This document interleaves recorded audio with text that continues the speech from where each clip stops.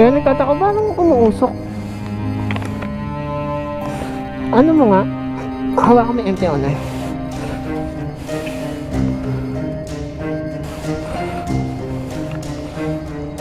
Usog mo nga natin.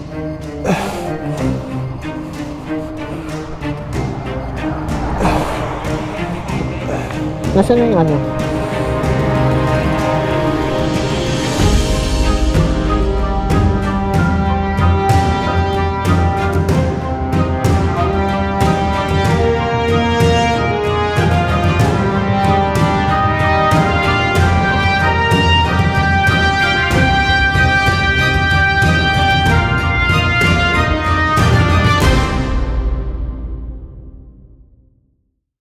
Good morning. Akyat tayo ngayon ng Baguio. MT-09 gagamitin natin.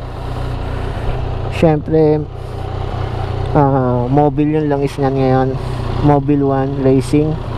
Tingnan natin performance niya sa mga paakyat saka sa high altitude. Nandito na tayo sa service road.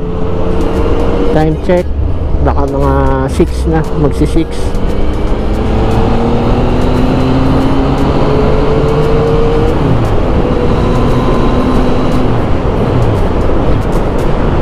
Umaga ng linggo kami umalis para magbulalo sa Baguio. May nakasabay din tayong rider na papuntang norte. Mount Arayat. Sobrang clear ah. Dito ko napansin na gumanda ang hatak ng aking motor dahil sa Mobile 1 Racing.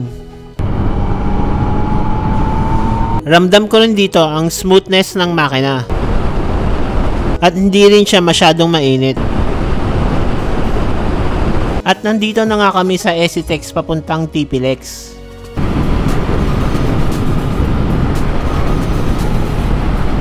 Dito na kami sa Pangasinan. O malapit na kami. Kasi natatanaw ko na yung mga bundok. Masarap pa ang paglalakbay namin sa unang 2 oras. At nung malapit na kami sa Season Pangasinan, bigla akong may naramdaman na parang kakaiba sa motor. Napatingin ako sa side mirror at napansin ko na puro usok na ang likuran namin. At sa hindi inaasahan, biglang nagwiggle ang likuran ng motor. Kaya dahan-dahan kong tinabi muna ito para tignan. Yung sealant tumapon. Oo. Naplatan kami dito. Ano na to? Pa-season ba? Pa-season na. Buti na lang meron akong dalang pang repair ng gulong. Agad ko na nga nilinis ang butas nito.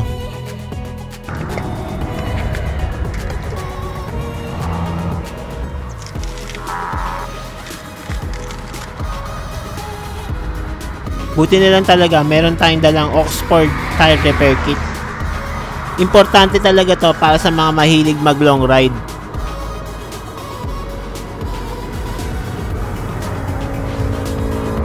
Dalawa na lang pala ang dala kong tire repair strip at 3 16 grams na CO2 canister.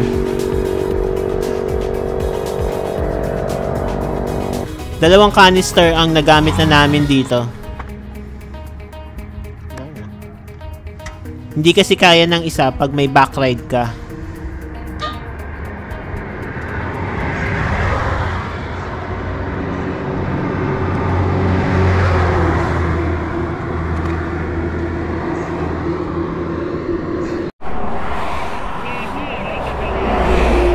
Napatch na natin guys.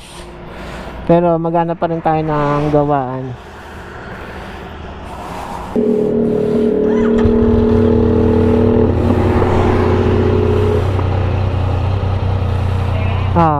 Dahan-dahan lang tayo. Sobrang alalay lang ang aming andar para makaabot pa kami sa next exit. Temporary fix lang kasi ang pagpasak sa butas ng gulong. Pabobomba muna natin tapos check natin yung hangin. Buti nakaabot pa kami dito sa season exit. Oo nga, kaya hugasan ko eh. Agad na namin pinahanginan ito sa tamang pressure para makita namin kung may sumisingaw pa na hangin. Pinalinis ko na rin ang mga kumalat na sealant, baka mag-cause pa kasi ito ng tire slippage. Nagbaka sakali rin kami dito sa Shell Rosario baka kaya na lang ipatch yung gulong sa loob. Ipapabulkanize ko po. Kasi pinasakan ko lang eh. Vulcanize? Vulcanize? Hindi daw kaya, sir. Hindi kaya? Opo, malaki kasi. Kaya napagdesisyonan namin na sa Baguio na lang maghanap ng vulcanizing shop. At habang paakyat na kami ng Baguio via Marcos Highway, bigla na naman ulit kami na flatan. Buti may malapit na vulcanizing shop at pinapasakan na lang namin uli yung butas. At pinagpatuloy na nga namin ulit ang pag-akyat namin sa Baguio para kumain ng tanghalian at para maghanap ng tire repair shop na merong paddock stand para matanggal yung gulong na maayos. Konti na lang at malapit na kami sa Baguio City.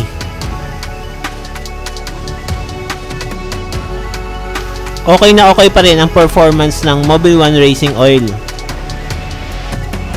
Wala rin akong naramdaman na power loss sa mga akyatan.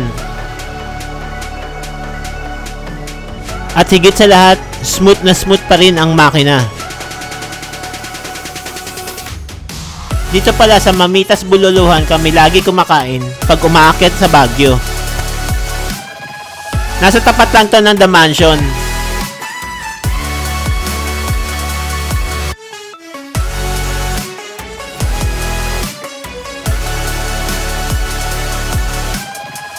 Dito nga sa taas ang favorite spot namin pag bumibisita kami dito. Pagkatapos nga namin kumain, naghanap na kami kagad ng tire repair shop. Naghanap din ako online pero sarado sila dahil linggo. Karamihan kasi ng vulcanizing shop na napuntahan namin ay walang paddock stand. Kaya naisipan na lang namin bumaba na ng Baguio. Habang pababa na kami, natanggal na naman ulit yung pasak ng gulong. Isang tire repair strip at isang CO2 canister na lang ang natitira. Hindi na kaya nito kaming dalawa. Buti na lang at may tumulong sa amin. Maraming salamat kay Sir Alvin Vallanca at sa kanyang pamilya na hindi nagdalawang isip na tulungan kami at maisabay si Missy sa pinakamalapit na vulcanizing shop. 15 kilometers nga pala ang layo nito kung saan kami naflatan. Pinagpatuloy na nga namin ang aming biyahe hanggang makarating kami sa Shell Rosario. Napagdesisyonan din namin dito na magbabas na lang siya at ako naman ay dadaan na lang sa National Road or MacArthur Highway para maiuwi ko lang ang MT-09 sa bahay.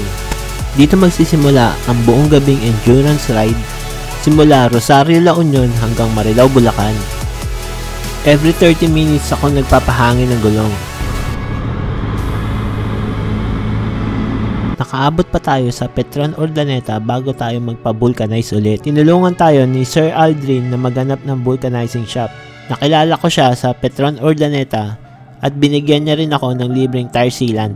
Hindi na ako nakapagpa-picture kasi lobat na ang aking cellphone. 30 to 40 kph pa rin ang ating takbo. Nakakaramdam na ako ng antok dito sa bandang Tarlac City. Dito sa Concepcion ko na piling dumaan dahil lagi naman namin nadadaanan to pag pumupunta kami ng Tarlac. Meron nga palang sarado na bridge. May detour pero lubak-lubak naman ang daan. Pinapasakan ko uli ang gulong dito sa Shell Tagulod sa San Fernando, Pampanga. Malakas na kasi ulit ang singaw sa gulong. Pagdating sa Malolos ay biglang natanggal ang pasak sa butas ng gulong. Niraning flat ko ito hanggang makarating ako sa pinakamalapit na gas station. Pinapasakan ko na ulit at nagpatuloy na ako sa aking biyahe. 5:30 na ng umaga nang makarating ako dito. Sa wakas nakauwi ako ng safe at naiuwi ko sa bahay ang MT-09. Yun lang mga kalakbayero. Abangan ang part 2 ng Benguet tour ko with Mobil Oil. Aakyat ulit tayo sa Benguet para sa in-depth review ko sa langis na to. Ride safe sa lahat! Peace!